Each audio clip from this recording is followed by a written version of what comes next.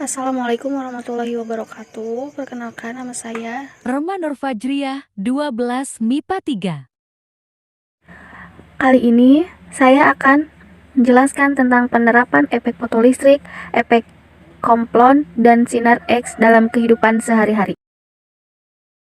Yang pertama yaitu efek fotolistrik. Efek fotolistrik merupakan pemancaran elektron-elektron dari permukaan logam. Jika logam ini disinari cahaya atau gelombang elektromagnetik, elektron yang terlepas pada peristiwa efek fotolistrik disebut elektron foton. Aplikasi dari efek fotolistrik dalam kehidupan sehari-hari diantaranya mesin fotokopi. Cara kerja mesin fotokopi yaitu lampu ekspos menghasilkan cahaya terang untuk menyinari dokumen dan akan dipantulkan lewat lensa dengan sensor CCD. Setelah itu, lensa akan mengarahkan ke bagian silinder fotosensitif yang akan menjadikan elektron-elektron muncul. Toner yang bermuatan negatif akan ditarik ion-ion positif yang berada pada silinder. Selanjutnya, kertas akan dilewatkan melalui buah roll panas yang saling bertekanan yang akan melelehkan toner dan menempel erat pada kertas. Dan seterusnya, drum akan berputar. Di samping ada gambar mesin fotokopinya. Selanjutnya, kalkulator. Kalkulator menggunakan energi cahaya untuk menghasilkan listrik. Sel fotolistrik mengubah energi cahaya menjadi energi listrik. Selanjutnya, kamera CCD.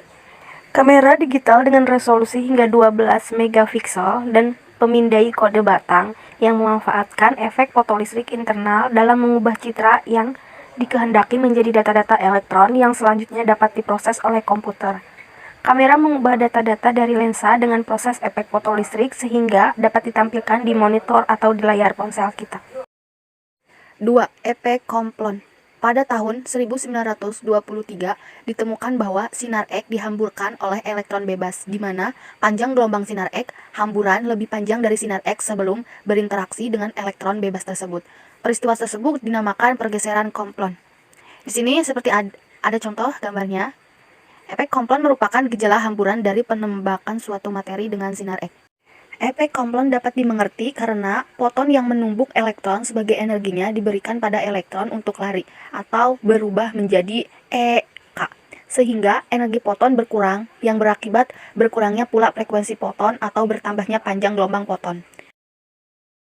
Efek ini ditemukan oleh Arthur Holly Komplon pada tahun 1923.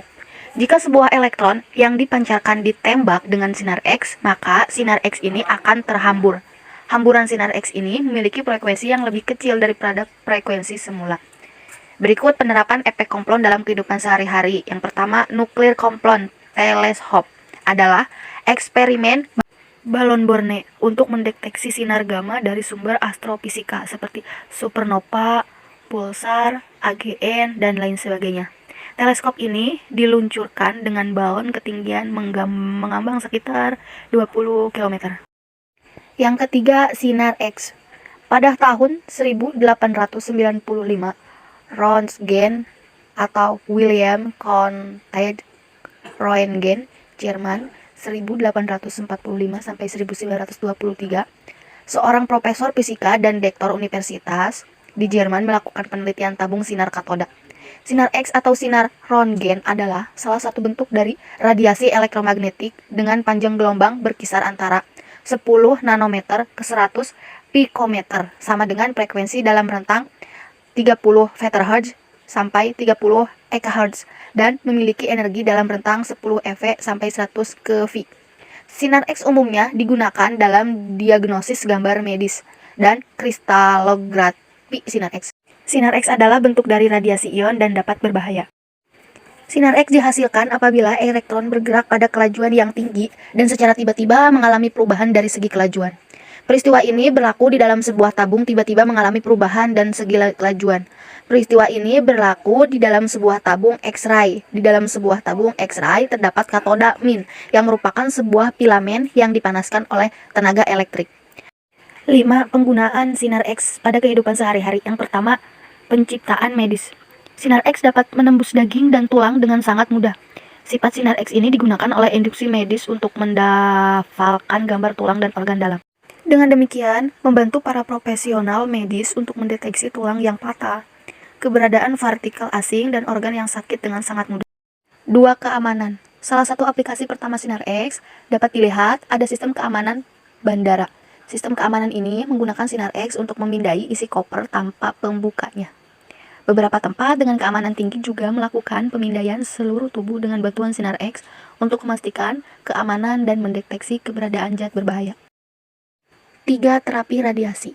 SINAR-X memainkan peran yang sangat penting dalam terapi radiasi, yaitu dalam pengobatan kanker. Sel kanker yang ada di dalam tubuh terkena SINAR-X. Energi tinggi yang dimiliki oleh SINAR-X membantu dalam penghancuran sel yang terinfeksi.